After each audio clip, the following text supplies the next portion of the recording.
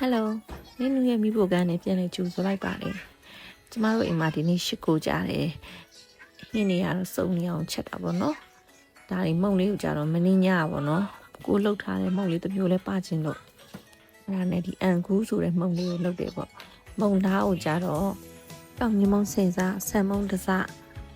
စားလေးနည်းနည်းနဲ့အယောင်လေးနည်းနည်းထည့်ပြီးတော့နေတော့3နိုင်လောက်နှက်ထားတယ်စီးနေအောင်လေးတော့နေရမယ်ပေါ့နော်နှက်ထားပြီးလို့ရှိရင်ငါပြောရက်ကိုကကြီးလေးနဲ့ပိုင်းပြီးတော့ဝက်တီရှူလေးနဲ့တုပ်ထားမယ်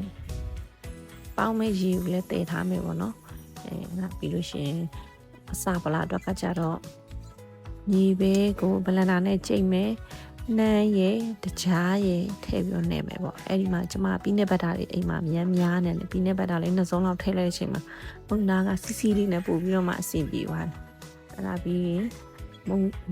လုံးလေးကိုအလုံးလေးလှုပ်ပြားပြီးတော့အစာလေးတွေတွတ်ပြီးတော့မှ